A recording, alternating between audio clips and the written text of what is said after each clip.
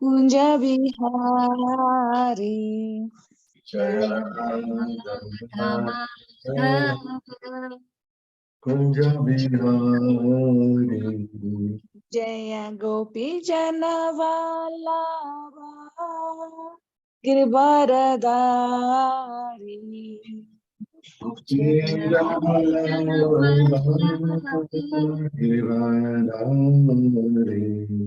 Yashodanandana Braja Jana Ranjana.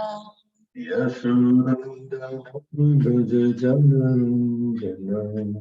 Yamuna Tira Vanachari. Yamuna Tira Vanachari. Jaya Radha Madhava Kunja Bihari.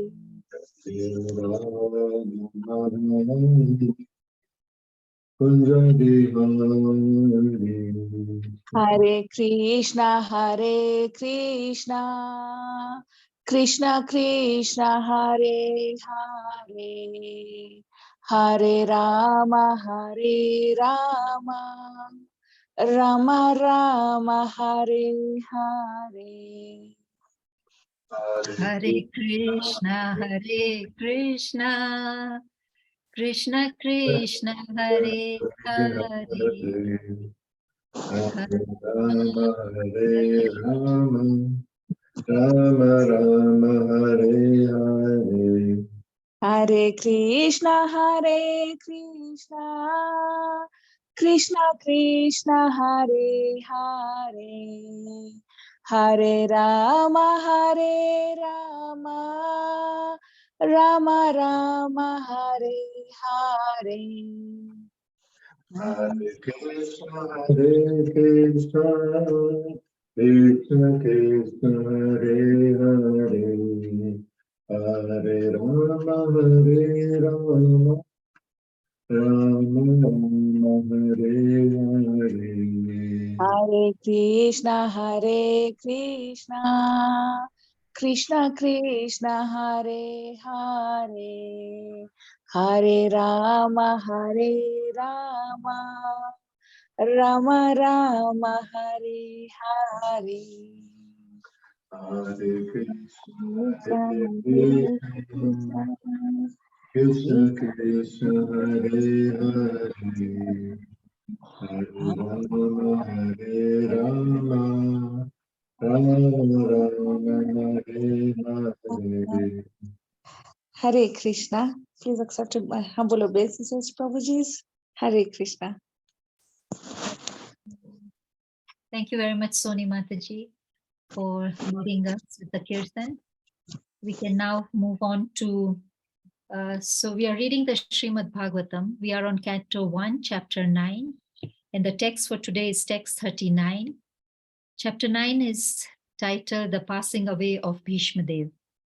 Prabhuji will read the text, translation and purport, and till then other devotees would have joined, and then I can introduce you. Okay. So, Vidura Prabhuji, would you like to read the text 39? Jai, okay. Just the text, not the Sanskrit. Huh? Translation. At the moment of death, let my ultimate attraction be to Sri Krishna, the personality of Godhead.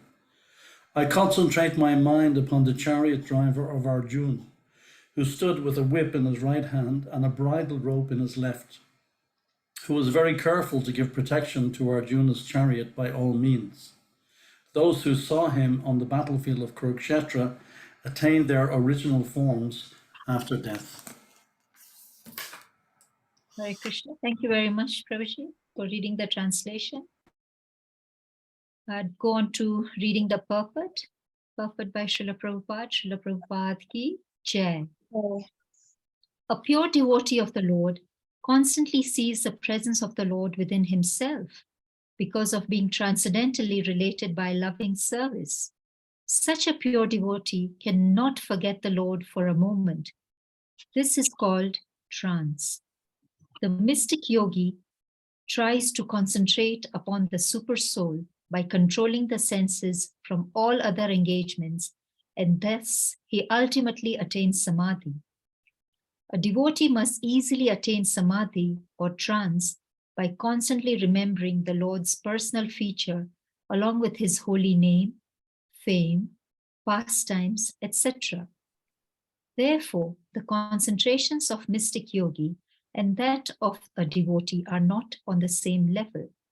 The concentration of mystic is mechanical, whereas that of a pure devotee is natural in a pure love and spontaneous affection.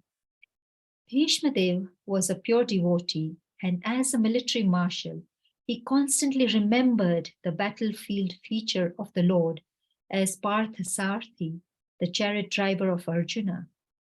Therefore, the Lord's pastime as Parthasarthi is also eternal. The pastimes of the Lord, beginning from his birth at the prison house of Kamsa up to the Maushala Leela at the end, all move one after another in all the universes, just as a clock hand moves from point to point. And in such pastimes, his associates, like the Pandavas and Bhishma, are constantly eternal companions. So Bhishma Dev never forgot the beautiful feature of the Lord as Parthasarthi, which even Arjuna could not see. Arjuna was behind the beautiful Parthasarthi, while Bhishma Dev was just in front of the Lord. As far as the military feature of the Lord is concerned, Bhishma Dev observed this with more relish than Arjuna. All the soldiers and persons of the battlefield of Kurukshetra attain their original spiritual form, like the Lord, after their death, because, by the causeless mercy of the Lord, they were able to see him face to face on that occasion. The conditioned souls, rotating in the evolutionary cycle from the aquatics up to the form of Brahma, are all in the form of Maya, or the form obtained by one's own action and avoided by material nature. The material forms of the conditioned souls are all foreign dresses, and when the conditioned soul becomes liberated from the clutches of material energy, he attains his original form. The personalist wants to attain the impersonal Brahman effulgence of the Lord, but this is not at all congenial to the living sparks, parts, and parcel of the Lord. Therefore, the impersonalists again fall down and get material forms, which are all false to the spirit soul. A spiritual form, like the Lord's, either two-handed or four-handed, is attained by the devotee of the Lord, either in the Vaikuntha or the Goloka planets, according to the original nature of the soul. This form, which is cent% spiritual, is the Swarupa of the living being, and all the living beings who participated on the battlefield of the Kurukshetra on both sides attain their Swarupa as confirmed by Bhishma Dev. So Lord Krishna was not merciful only to the Pandavas. He was also merciful to the other parties because all of them attained the same result. Bhishma Dev wanted the same facility also, and that was his prayer to the Lord. Although his position as an associate of the Lord is assured in all circumstances, the conclusion is that whoever dies looking at the personality of Godhead within or without attains his Swarupa, which is the highest perfection of life. Hare Krishna.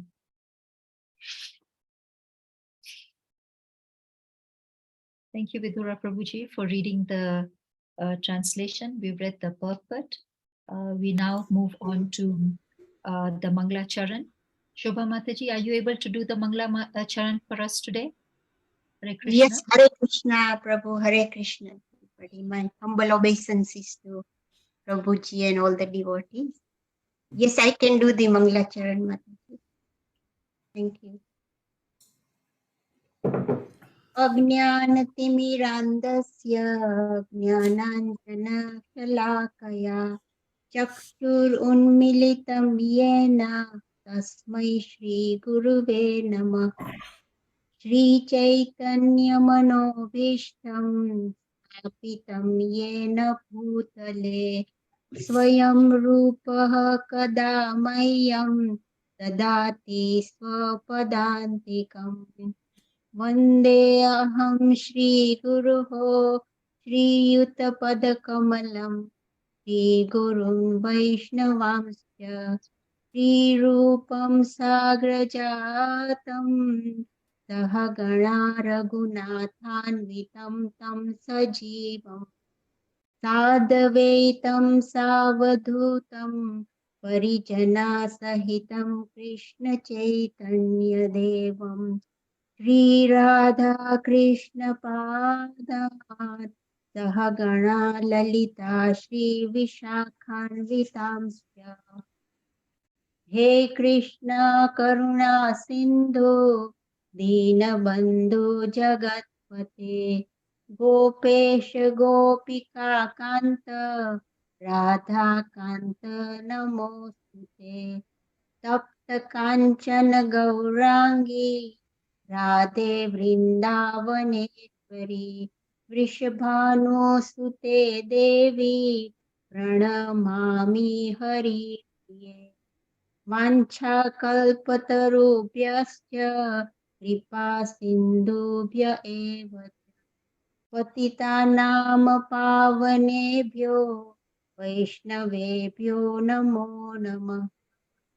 Jai Shri Krishna Chaitanya Prabhu Nityanand Shri Advaita Gadadhar श्रीवासादि Gaur भक्तवृंद Hare Krishna Krishna Krishna Hare Hare Hare Ram Ram Ram Hare. Thank you. Hare Krishna. Thank you very much, Shobha Mataji, for the wonderful Mangacharan recital. Hare Krishna Prabhuji, Danvat Pranam. Please accept our humble obeisances. Welcome to our group. It's a small group, Prabhuji. I really thank Vidura Prabhuji for introducing you to us. Prabhuji, let me introduce you when we are halfway through the session, so more devotees can have the benefit of your introduction. Prabhuji, we are reading the Srimad Bhagavatam. We are on Canto 1, Chapter 9, and text 39. We have read the translation and purport. Now we hand over to you, Prabhuji. Hare Krishna. Prabhuji, you are muted. Prabhuji, you are muted.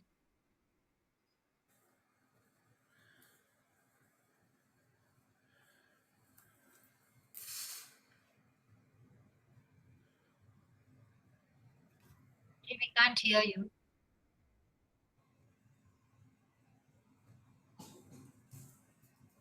Maybe if you increase the volume, we could hear you before. Yes, Hey, yes. That's good. No, we can't still hear you.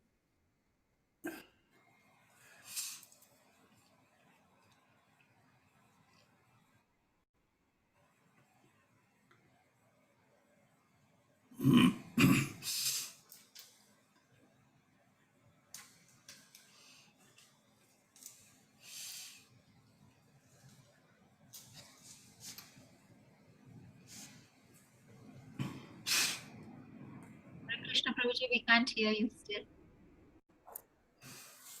Must be something so small because we could hear you before. Is the volume on your computer?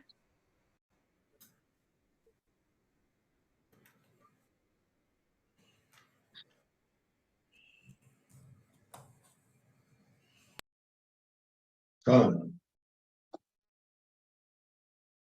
Hare Krishna. No, Prabhuji, we still can't hear you. No.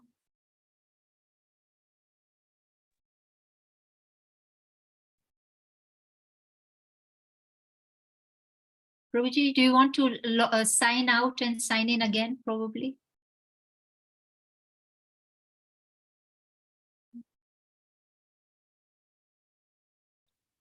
We could hear you perfectly before we start. Microphone. Prabhuji, yes, I can hear you. Okay. Yeah. Okay. Something happened in Zoom. All right. Yes, perfectly. We can hear you. Hare Krishna. Okay. So yeah, let me give my just a brief introduction to myself so that everybody knows who's speaking. And before I do that, though, I'd like to ask if you're not in your bathrobe or something, perhaps you could turn your camera on, because I'd really like to speak to faces and people rather than a list of names. If you would do that, that'd be very kind to me. It helps me as a speaker to give a class. Thank you. Thank you very much. So my name is Dhaneshvar Das. I joined Prabhupada's movement. I started reading Prabhupada's movements in 1972. That's how I met Srila Prabhupada, by reading his books. And I joined the movement in 73, was initiated in 74 and 75. And over the years, I've done all the different services that we typically do in ISKCON, including temple president. I worked for Spiritual Sky, and I was production manager for the 10th, 11th, and 12th cantos of the Srimad Bhagavatam with Gopi Pranadhana and Hridayananda Maharaj. And for the last, from 2005 to 2015, I traveled and preached in all of ISKCON temples, India, Russia, all over Europe, and so on. And so I'm the author of several books, and Spiritual Economics from the Bhagavad Gita and Change the Karma. And I'm preparing to take up my traveling adventures again. I'll be off to New Zealand next week, so I'm looking forward to that. So a little bit about me. Okay, so yeah, it's very nice to have this verse to speak about, because years ago, I had Shalagram Shila, and I worshipped him as Shila Parthasarthi, because I understood that although we read Bhagavad Gita, we speak on Bhagavad Gita, we hear it again and again, very often we do not understand many of them. We do not really get the understanding of Bhagavad Gita because we're conditioned by our own culture. And one example that I give for this is Bhagavad Gita 247, Karmanya Varakariste Mampalishu Kadachana, Ma Karma Palahitur Mate Sangotsta Karmani. Krishna says you're entitled to the fruits, you're entitled to your activity, but you're not entitled to the fruits of action. One should not consider himself to be the cause of the results of his activities and should never be attached to not doing their duty. So, although we recite this verse and many devotees speak about this verse, we don't live in this way, because we live according to a culture that's arranged by demonic beings for their purposes. And therefore, we, even because we're so culturally conditioned, we cannot even understand when we read this shloka that we don't follow it. And so, of course, this is stemming from my meditation on the verses of Bhagavad Gita in connection with economics and my book, Spiritual Economics from Bhagavad Gita. Anyway, so we should be mindful of that when we are reading Bhagavad Gita and Srimad Bhagavatam. We should be mindful of the cultural differences in which we find ourselves that are very different from what the Lord is speaking or what's being said in Shastra. And it's our duty as Vaishnavas who are bringing Christian consciousness to the entire world to understand this philosophy clearly, and then find a way that we work together to present this way of life to others. So this, of course, is when we speak about a way of life, we speak about Varnashram culture, Varna and Ashram, and the Dharma related to both of those.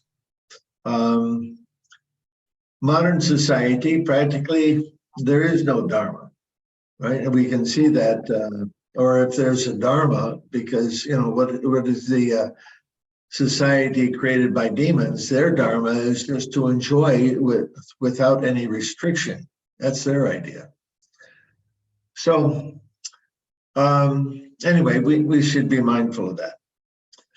Then there's several points in this purport that Prabhupada raises that I'd like to comment on. And first is that Srila Prabhupada took it that there were several major enemies of the people of this world in modern society. And the first is the Mayavadis, and the second one is the atheistic scientists. And Prabhupada speaks to the Mayavad understanding of this verse in this purport. And Prabhupada's trying to explain that we should not understand this in an impersonal way. Of course, the impersonal way of understanding is, let's say, the impersonal conception of the Supreme is preferred by many people because they think that spirit is the opposite of matter. And therefore, if matter has form, spirit must not have any form. If matter has, if in our material experience we have personality, spirit must have no personality, and so on. And so this Mayavadi interpretation is infiltrated society in many, many different ways in different places, and oftentimes very imperceptibly. So therefore, Prabhupada, he speaks, we could say he rails against it often, trying to correct the understanding and instead give us a personal interpretation of understanding God, or not personal interpretation, rather a personal understanding of the Lord and what it means to have a relationship with the Supreme Lord as a person. So in this sloka, the example, or let's say the person that's being spoken about, Bhishma Dev, who's lying on his bed of arrows and soon to leave the world, he wanted Krishna to be present during his passing. And so this verse is a statement of him. Let me meditate on he who is a chariot driver of Arjuna. And so in this way, he wanted to remember Krishna. And why? Because he was a military commander and he was very happy to actually see the Lord in that way as the chariot driver of Arjuna and to reciprocate with him in that way. But there's a contrast between Krishna's fighting with Bhishma and Krishna's fighting with the different asuras that he killed. We see that Krishna deals with his devotees in a very different way than he deals with the asuras. With the asuras, because they're inimical to the Lord, he simply engages in a fight with them or just kills them very simply with his Sudarshan chakra or so on. But with his devotees, he will curb their pride when necessary, as he did with Indra. When Indra became puffed up, that he thought that the cowherd villagers of Vrindavan should worship him. And who is this upstart Krishna? He's he's interrupting my sacrifice, so I'll show him. And he sent his Samvartaka cloud with torrents of rain and flooded Vrindavan. But how did Krishna deal with him? He didn't engage in a fight with him. Rather, he showed him that all of his potency was insignificant compared to Krishna's slight ability of lifting the Govardhan mountain. Now, it wasn't a hill. You know, when we go to Vrindavan now, we see a hill. Maybe it's, 300 feet high at most. But we know that Govardhan Hill is going down by the size of one mustard seed every day. So I did the calculation. If we calculate to 5,000 years ago, how many mustard seeds, right? And what would be the height of Govardhan at that time? It was a mountain. It would have been more than 5,000 feet. So, and what did he do? He lifted it up with his left hand, the little finger of his left hand. So generally between the right and the left hand is considered more powerful. And the left hand, the weaker hand. So it's his weak hand. It's not only his weak hand, but the little finger of his weak hand. So showing Indra, the big, powerful Indra, that you can do nothing. You know, you can't even, with my little pinky, I can defeat you. And the same thing with Lord Brahma and in different ways as well. So Krishna has a wonderful way of reciprocating with his devotees, and when necessary to curb their pride, or in this case, that Bhishma has the opportunity to see the Lord according to his heart's desire. And so Krishna tells us in Bhagavad Gita, as you surrender unto me, I will reciprocate with you. And so he shows himself according to our desire. So the question should come to our mind, well, how do we want to know Krishna? We say, okay, at the time of death, I want to remember Krishna. Very good. Okay, how do we want to remember Krishna? Do we want to remember Bal Krishna, little baby Krishna holding the lump of butter in his hand? Many devotees worship Bal Krishna. We can remember Krishna like that. We can remember Krishna as the cowherd boy. We can remember Krishna as the lover of the gopis. We can remember Krishna as a very powerful personality, defeating the mighty King Kamsa, or we can remember Krishna in Dwarka. So there's many ways to remember Krishna, and how would we like to remember Krishna? So we should think about that. We should think about what's that form of the Lord that we want to see at the time of death. How can we, and how do we get there? How do we achieve having a relationship with the Lord in that way? So this, of course, is the subject matter or the practice of mature devotees after they've completed the first round of devotional service of Vaidhi Bhakti Yoga. Then the next stage is Raganuga Sadhana Bhakti, in which one gets to meditate on their preferred form of the Lord.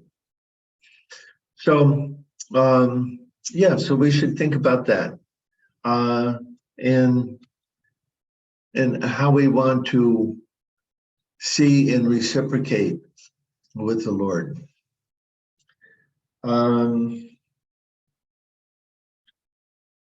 So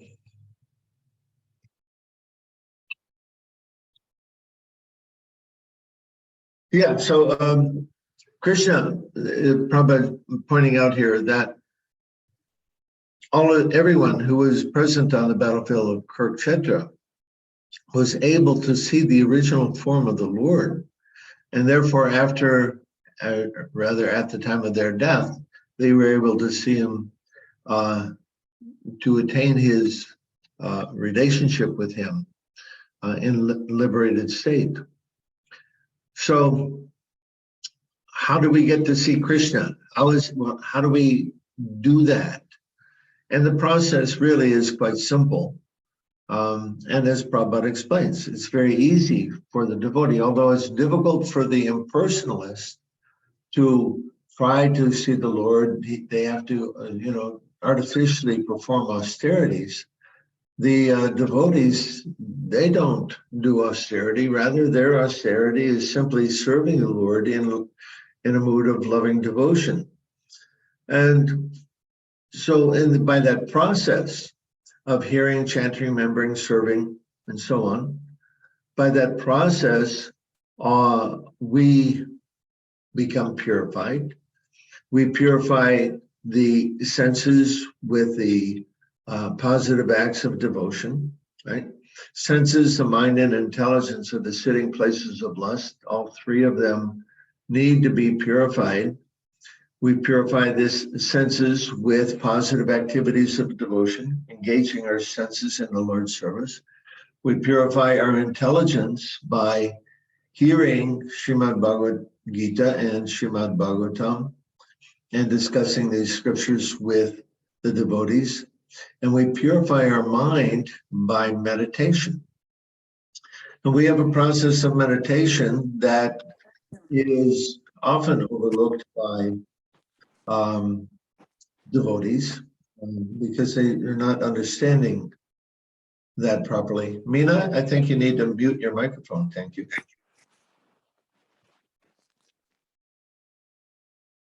And for those that came later, if I could see your smiling face, that would be wonderful.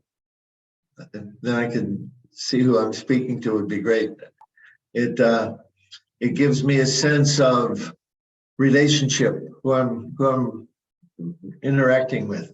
So thank you, Raj Kishori Mataji. Nice to see you. Hare Krishna. So where was I?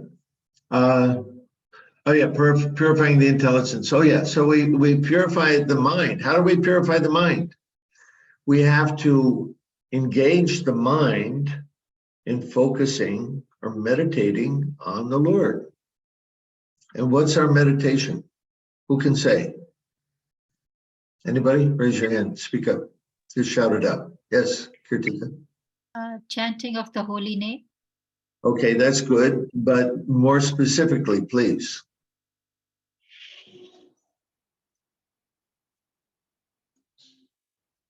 How do we chant the holy name? Hare Krishna Prabhuji, is the Hare Krishna Mahamantra. Yes, okay, how? Hare Krishna, Krishna Krishna, Hare Hare. Brahmurat. Attentively. Let me put the question in another way. We have different methods of chanting, right? One is called kirtan, and the other one is called Japa. japa. Yes, okay. And japa is meant to be our meditation, right?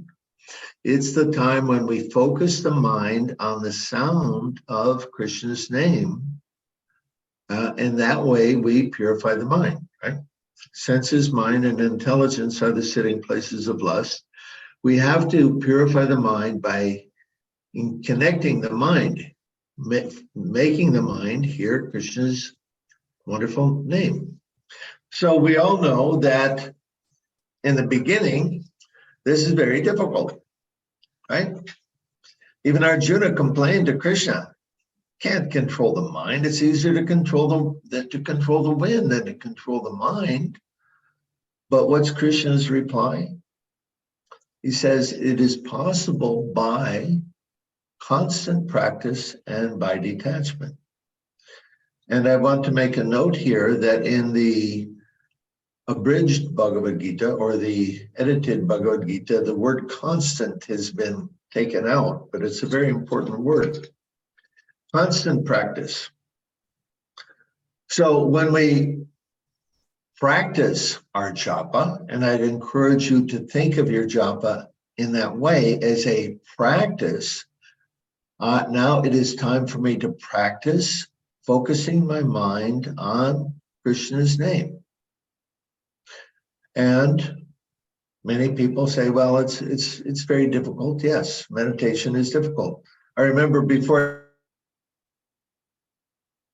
I'd heard about meditation and I thought, okay, the purpose of meditation is to make your mind blank, not think of anything, right? And so I tried to do that and it felt silly. But then as soon as I would do it, as soon as I would make my mind blank, then I would think, oh, I did it. And then I would think, oh, now I spoiled it. So it's much easier to meditate on Hare Krishna, Krishna Krishna, Hare Hare, on the sound of Krishna's name. But that's what we have to do. We have to force the mind to hear Krishna's name. And when we do so, let's say the mind, the mind is a rascal. The mind's been independent our entire existence. The mind has been just free to go wherever it wants with no restriction. Because why? We don't have any reason to restrict the mind, right? Just, that's me, right? I want to think about this. We have no distinction. But we learn from Bhagavad Gita the distinction between ourselves and the mind. The mind is something different from ourselves. And further, Krishna says in 6th chapter of Bhagavad Gita that the mind, when it's uncontrolled, is our worst enemy.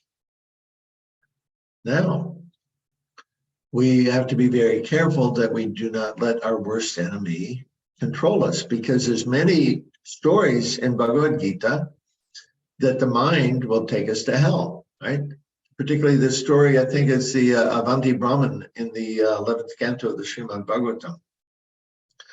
And he's lamenting about all of his difficulties in his life, and he comes to the conclusion that the problem is my mind.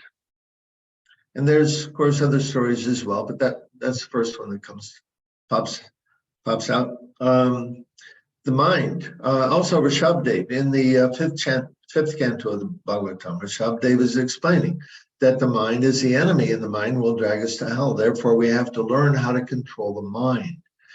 And we do that control. We bring the mind under control by the practice of japa. So I would like to encourage you to, when you perform japa, think of it, now it's time for me to meditate. Now it's time for me to practice controlling my mind and focusing it on the sound of Krishna's name. By that association, the mind becomes purified, and not only purified, but comes to the point where the mind wants to hear Krishna's name all the time, naturally. So Vishwanath Chakravarti Thakur explains in, what's that little book, Madhurya Kandamini, very nice little book. Everybody should read it. In this book, Vishwanath Chakravarti Thakur, he explains the different stages of progress in our sadhana bhakti. And he explains that for japa, that at first, that we fall asleep, we are inattentive, we're looking around, we're distracted. Then we can focus the mind a little bit, but then we don't see how it slips away, our mind slips away to thinking about other things. Then the next stage is finally the mind, let's say we are focused on japa, or let's say we're focused on japa, the mind may slip away, but we don't notice it automatically will come back. And then the final stage is where we're absorbed in the chanting of the holy name completely, and the mind stays fixed there, and the mind simply wants to hear that sound over and over and over again. So we can, in reading this book, Madhurya Kandamini, we can understand where we're at, what our stage of progress is in terms of our japa, and there's milestones that are given there that allow us to understand how we are progressing. And we should be eager to see that we are making progress from one stage to the next. Then the other sign that we are progressing is given to us in the second chapter of Srimad Bhagavatam, first canto. Vasudeva Bhagavati Bhakti Yoga Prayojana Gyanaya Yashuvara Vairagyam Gyanam Shriyana Haitukam. That when one engages in pure devotional service, there's two commitment factors, causes knowledge and detachment. They're concomitant.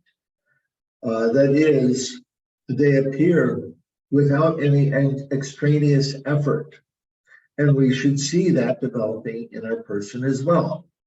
Causeless knowledge means I'm getting realization that it's not simply that I read this. Oh, I'm realizing what is Krishna saying here. Yes, I get deep understanding. So that causeless knowledge, the realization develops, and then also vairagya, detachment, and we find ourselves.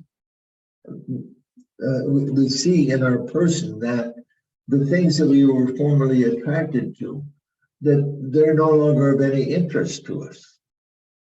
And by that, we can understand that we're making progress. So Bhaktivinoda Thakur in Chaitanya Charitamrita, he explains that devotees, the main reason devotees do not make rapid advancement in devotional service is because they're not paying attention to it. They don't understand what the milestones are. They don't understand what they're doing. They basically engage in a fairly mindless or haphazard way out of habit, right? On today, new day, chant my rounds, finish that up, and then, get on with another thing or whatever. But Bhaktivinoda Thakur, he says, we should look and see that we are making progress, how we are making progress in devotional service by understanding these milestones. And if we do not see ourselves making such advancement, we have to look and find out why. What are we doing wrong? Krishna consciousness is a science. Science means if you do it properly, you will get the proper result. So we must understand the science. And it's not rocket science, it's very simple. Devotional science. What are the stages? How am I making advancement? And if I'm not, what am I doing wrong? Am I making offenses? Am I being too casual about how I live my life? Am I eating food cooked by non-devotees? That's not in the 10 offenses, but Prabhupada explains in his purports that if we eat food cooked by non-devotees, we develop a hellish mentality. So, understanding the stages of devotional service and see that we are making progress in that way, and if not, what are we doing wrong? And then fix it. Become determined. And we become determined by keeping association with other devotees, and ideally with those devotees who are senior to us, not in terms of time, but in terms of their realization and understanding, and their seriousness about Krishna consciousness. By having such association, we want to be like that. It's very natural. We want to be like the people that we associate with. So somehow or other, find a way to have such association. So it's very nice that you all come together like this on a daily basis from everywhere, and it's a great service that Mataji Kirtika is doing to arrange this forum. And please continue to take advantage of it and help each other to continue in your spiritual life, so that soon enough, you will see that form of the Lord that you desire. Like Vishnu Deva. Hare Krishna. So I'll stop there for discussion.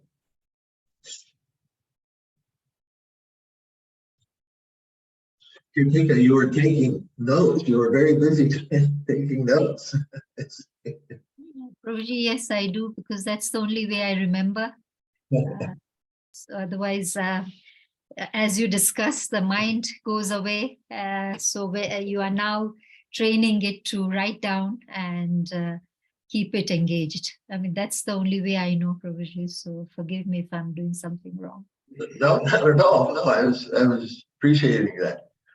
Good. You're a serious student, takes notes, right? Thank you, Prabhuji. Okay. Are there any other questions or comments? If I could please ask a question. Very Yes, nice. yes. Thank you very much. Food for thought. Prabhupada said, incidentally, remembering means writing down. He said that many times. Yeah. And in so many classes and so many purports, Prabhupada says, remembering means writing down. But my question was kind of related to the first sentence of the purport, the second rather, about you touched on the personal versus impersonal aspect of spiritual life. And in the last verse, in the last sentence of the purport, Prabhupada says, the conclusion is that whoever dies looking on the personality of Godhead, within or without, attains his swarup, which is the highest perfection of life. I have difficulty understanding that. Without, I can understand. Krishna is standing there right in front of Bhishma Dev. Why would he need to think about anything within? Krishna's right there. But what is that relationship? I kind of think of the within part, personalists, the Mayavadis, reach the through this very difficult, complex process. But Prabhupada is saying here, how should we see that? Well, I was explaining earlier, which Krishna do we want to remember at the time of death? So to see within simply means remembering. How do we remember Krishna? When we remember anything, we see it within our mind in a sense, or as I mentioned, by the process of bhakti yoga and by our practice, and particularly when we enter into Raganuga sadhana bhakti, the devotee then practices seeing the Lord in a particular way, according to their desire. So again, Vaidhi Bhakti Sadhana is beginning Bhakti Yoga, right? It's the preliminary stage meant to be accomplished quickly. We should not drag it out for decades. We should accomplish it quickly so that we can get on with the real business of Bhakti Yoga, which is Raganuga Sadhana. And Prabhupada states, I believe it's in the 4th chapter of Bhagavad Gita. I used to know exactly when, but I haven't been giving class for some time, so I've forgotten that particular spot. But Prabhupada makes the statement that real Bhakti Yoga means Raganuga Bhakti. The preliminary stage, Vaidhi Sadhana Bhakti, is just that, it's preliminary. But the real process is to begin to remember the pastimes of the Lord and to meditate on them. So that aspect of Bhakti Yoga is not spoken about by too many devotees. Generally not publicly. Privately, they may do that. My godbrother Uttama Shloka Prabhu, he wrote a wonderful book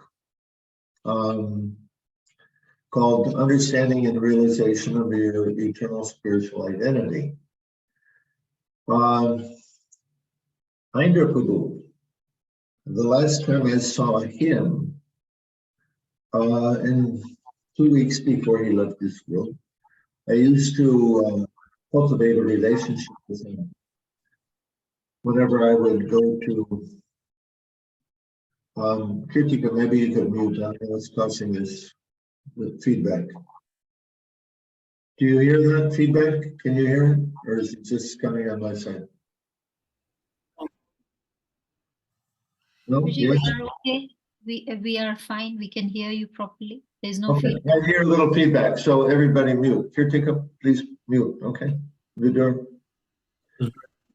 So I saw Andrew 2 weeks before he left, and on that particular occasion, he was pressing me very hard that on this point of Raganuga Saranabhakti.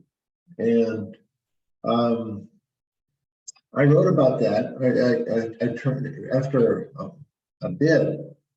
I thought this is very important. I want to record this. I put on my recorder and I transcribed that and I posted that on dandavats.com, my last conversation with Andrea. And it's still there. You can go there and find that. It's he was pressing me over and over again on this importance. Vaidhi is not enough. We must come to the point of Raganuga. And based on reading my last conversation with Indra, Uttama Sloka, that was his inspiration for producing this book. He's a very intelligent devotee, and this book is written, it's basically like Madhuri Kandambini. He lays out the entire spectrum or the entire scope of Bhakti Yoga from beginning to end, complete with many Shastric references. And he explains there, and you know, it's not his explanation, rather it's from Shastra. Shastra is telling us that, you know, we should finish up with this process of purifying our heart, anartha nivritti, purifying, getting rid of our anarthas, okay? And if we can follow the process, let's say to the degree that we can follow, that degree will make progress. So we have to keep ourselves focused on the goal. What are we doing? Not do our bhakti yoga in a haphazard way. Finish that up and then get on with the next stage. So remembering Krishna. How do we remember Krishna? How do we want to remember Krishna? So that will develop in us as we progress in our devotional service. We will develop an attachment for a particular form of the Lord, a particular way of relating to and serving Krishna. And so, like I say, it's, you know, we can choose. Krishna says, how do you want to relate to me? I'll reciprocate with you in any way.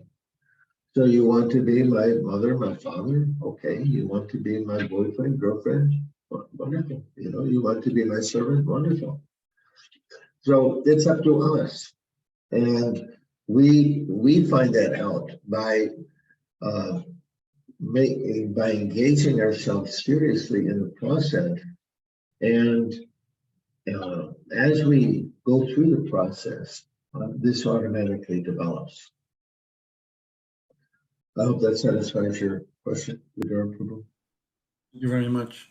I watched a video of Srila Prabhupada giving class in Melbourne yesterday, and it touches on your point, how we should focus seriously on our meditation, our japa.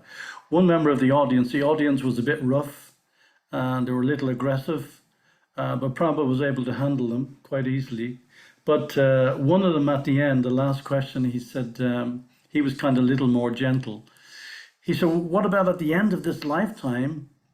Can we actually develop purity to the point where we can go back to Godhead? Or does it take so many lifetimes before we can go through the whole sojourn and start all over again? Before he even finished the question, Prabhupada almost ate the microphone. He was so vroom. Prabhupada said, in a second. In a second, you can become. Just do it. It was like I was like, wow, it was so strong. Prabhupada was totally convinced of the process, and as you say, we should be all just put it into practice. Jai, thank you very much. That was a wonderful talk. Yeah, you remind me of another little incident. Somebody asked, Prabhupada, why is it so difficult? This process so difficult? He says, because you're not serious. Right? If you're not serious, if you don't do it serious, you can't make progress. And that's true in anything that you do in life, right? Whether you want to be an artist or a carpenter or bricklayer, whatever you want to do. If you're not serious, you can't make progress. So, this is why, it's important we have to remember, this is not some part-time thing, that we do while we're absorbed in our material activities. Material activities should be done simply to, at the minimum, so that we can, let's say, to support our focus on our spiritual development. And most devotees don't do that, unfortunately. We don't see that. Most, everybody's, the way this world is arranged and so on, it's very demanding. And, but, depending on how you deal with it, it doesn't have to be so demanding. Find a way.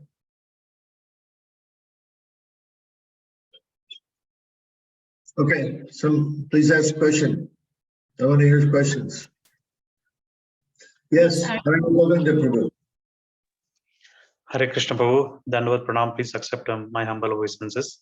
Prabhu, I was, when we were discussing the purport, and Prabhupada says that whoever died in the battle of Kurukshetra, looking at the personality of Godhead, went back to home Godhead and then got their Swarupa.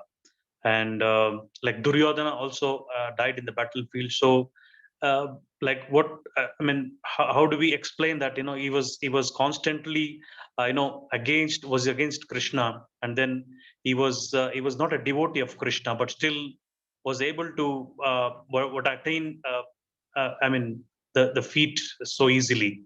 Could you please give your thoughts on that? It seems to me you have not read Mahabharata. Am I correct? Yes, no. Yes, because Duryodhana did not die at the battle, during the battle. He was killed afterwards in a fight with Bhishma Dev. It was after the battle. So in that fight, Krishna actually gave Bhishma the hint, right? He picked up a blade of grass. No, how did he do it? Oh yeah, he pointed to his thigh or something like that, right? He patted his thigh. He patted his thigh to. Right, and so Bhishma got the hint and he smashed his thigh. Bhima, right. I'm sorry. Yeah, so yeah, no, he didn't die during the battle. Okay. Got it, Prabhu. Thank you. Thank you so much, Hare Krishna. However, now everybody, there was many on his side during the war. There was more on their side than on the side of the Pandavas.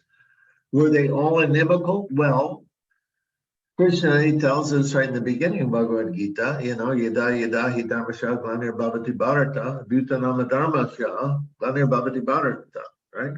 Glanir bhavati bharata? Is that the last word? So I come again and again, what? To annihilate the miscreants. And so certainly many of those miscreants were annihilated during the Battle of Kurukshetra. But that's the Lord's kindness, right? I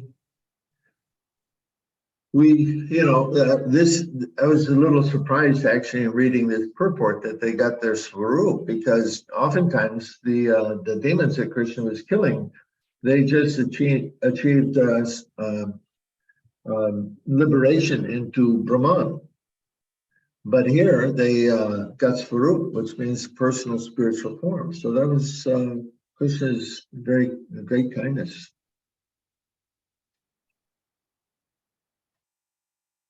Thank you so much, Prabhu. Hare Krishna. Hare Krishna. Hare Krishna, are there any other questions or comments? Yes, Raj Kishore Mataji. Yeah, Prabhu, you talked about Madhurya Kadambini. Is it better than Harinam Chintamani by Bhaktivinoda Thakur? Or are we should be having both of them? Sure, both of them. Why not? But you know, it's been probably 40 years since I read Harinam Chintamani. I'm a little pressed to remember. Maybe even longer. Yeah, I don't. Boy, thank you. I'll go back and read it again. I'll take that as. It's also all about chanting and the 10 offenses and sure pass and all. So I was wondering if it is better than Madhurya Kadambini. You know, two different great Vaishnavas writing about the same subject. They'll, of course, treat it a little bit differently. So just like any two different people will. I've read Madhurya Kadambini. I'm sorry, excuse me, Madhurya Kadambini more recently, and so that's why it was fresh on my mind. But read them both. Sure. Where are you located? What part of the world? London. London. Yeah, it's probably available there from Amazon. That's where I bought the book on Amazon. Yeah. You can get it there, or I'm sure you can probably get it as a, a PDF someplace or another online. Okay, thank you very much. Thank you. Hare Krishna, we are almost exhausting our time. Prabhuji, I'd like to introduce you to Path Prabhuji. Path Prema Prabhuji, are you there? Hare Krishna. Prabhuji is our mentor. He is the president of the center here in Eldoret. Where? In where? In Eldoret, in Eldoret, in Kenya. Hare Krishna. Hare Krishna, Prabhuji. It is very great. We are seeing you and getting your association here, Prabhuji, for your nice class. You are explaining here. Prabhuji, I have a small doubt. So, although we know Pitama Bhishma is one of the Mahajana, among the 12 Mahajana, he was one of them. But at the end of the moment, when he quit his body, he requested Krishna, and Krishna will be present in front of him. So what type of rasa he have attached with Krishna? Like we know the 5, like Dasya rasa, Sakhya rasa, Vatsalya, Madhurya, like that 5 mellows. And what type of mellows he's binding or connected with Krishna? Well, I'm speculating here to answer this question. I can't say that I've read anything from Srila Prabhupada specifically on this point, but it would seem to me that it would be Shantaras, because he's certainly not acting in,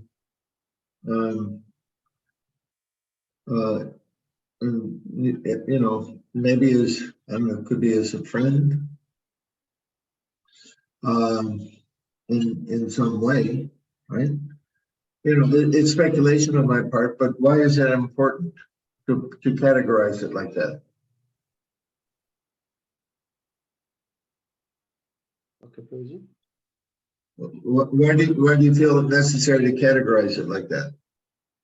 Yes, Prabhuji. Inquiry that because Krishna, we are talking about Bhishma Deva is a devotee. Is a devotee, no doubtly. So what type of a relationship with Krishna? Like you are talking about passive state, like, yeah.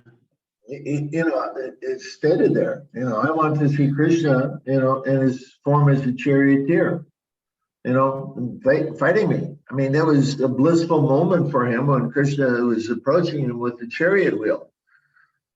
So he's a fighter, right? And fighters like a challenge. So here's Krishna coming, with a great challenge to him.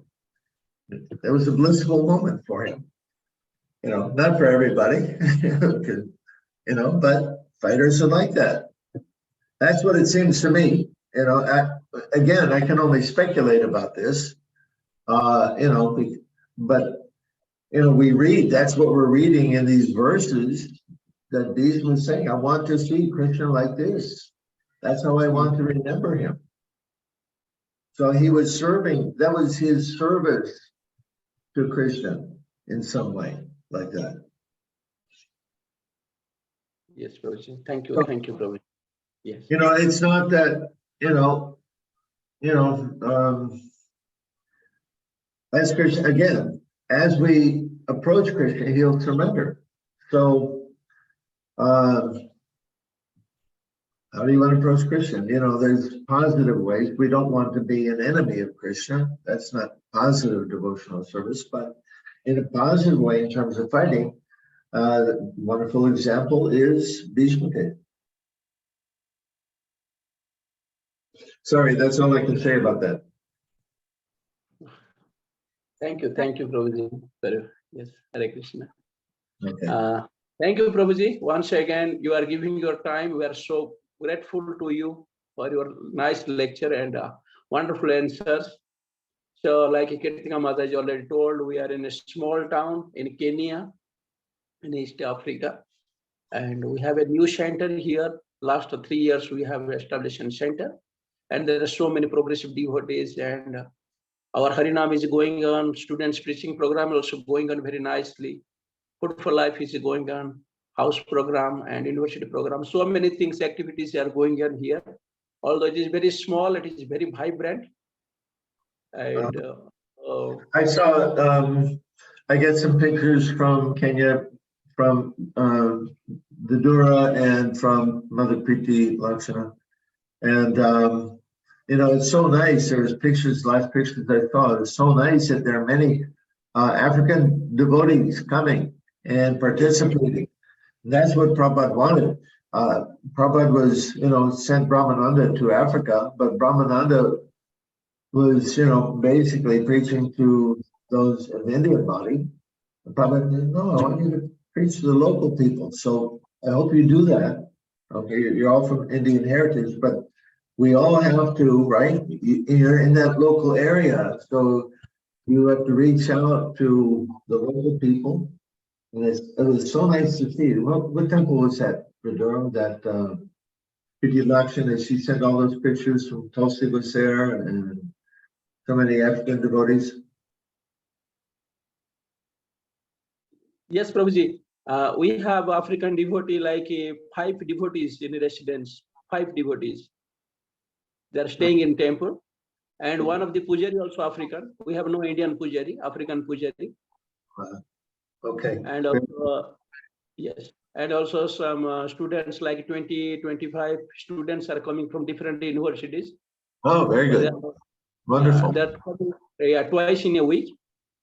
Wonderful. So there is 1 hour program. Then after that, there is serving the dinner, and they're very good, and they memorize. Then asking the questions, they're inquiring about the philosophy.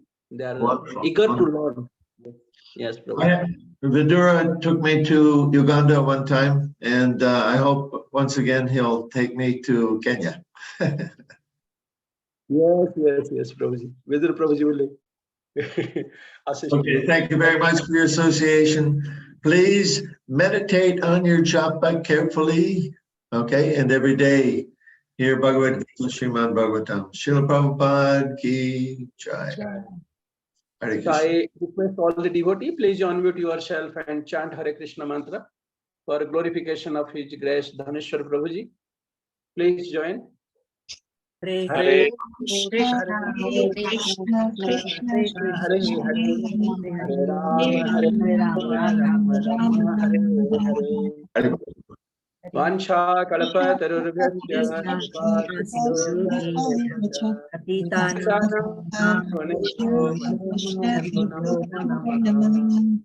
Srila Prabhupada ki jai. Thank you. Dhaneshvar Prabhu Thank you, ki Prabhuji. jai. Wonderful class. Hare Krishna. Thank you. Hare Hare Krishna. Thank you very much, Prabhuji. Excellent class today. Haribol. Hare Krishna.